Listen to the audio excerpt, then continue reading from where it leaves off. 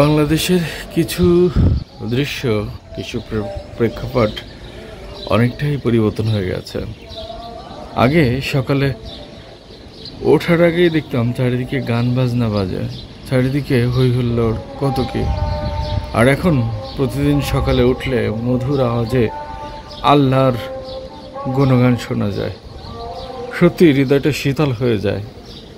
মনে হয় যেন বাংলাদেশ আবার নতুন করে জেগে উঠেছে। অনেকেই বিভিন্ন ধারণা করবেন, কিন্তু ধারণা করে লাভ নেই।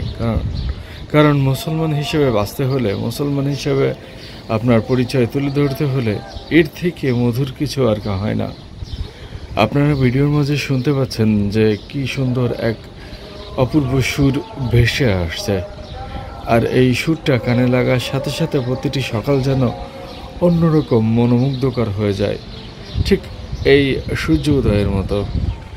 সূর্যটা নতুনভাবে উদিত হচ্ছে, এটাই বাংলাদেশের জন্য অন্যতম পরম পাওয়া। অনেক মানুষের ইচ্ছা ছিল এদেশে একদিন ইসলাম কায়েম হবে, এদেশে কালেমা দিয়ে শুরু হবে, এদেশে সূরা ফাতিহা পাঠ করা হবে। এটি সত্যি ভাবতে গেলে অবাক লাগে। মনে হয় কি এখনো কি আমরা জেগে আছি, না আমরা স্বপ্ন দেখছি এমন বাংলাদেশের।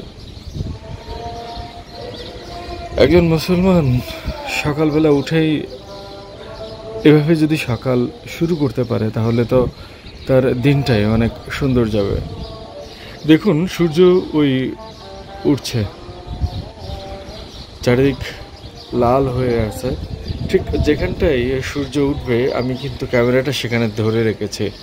আস্তে আস্তে সূর্য তার মুখ বের করছে, ঠিক তেমনিভাবে দিনটাও শুরু হচ্ছে।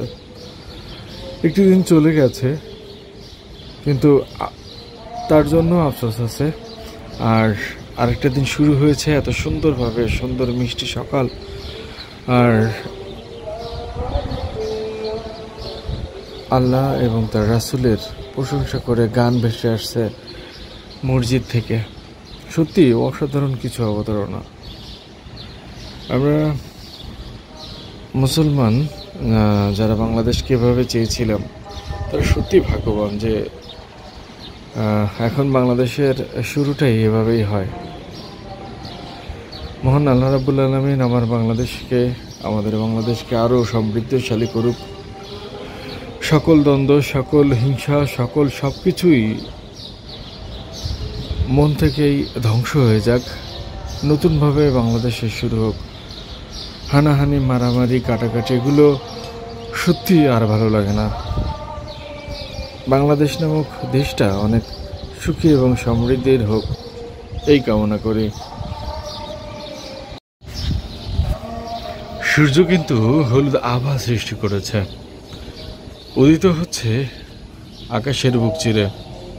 চারিদিকে পাখির কলরব, সাথে মসজিদ থেকে ভেসে আসা এই সুমধুর কণ্ঠ একাকার হয়ে গেছে, মুগ্ধ করে রেখেছে সকালটাকে।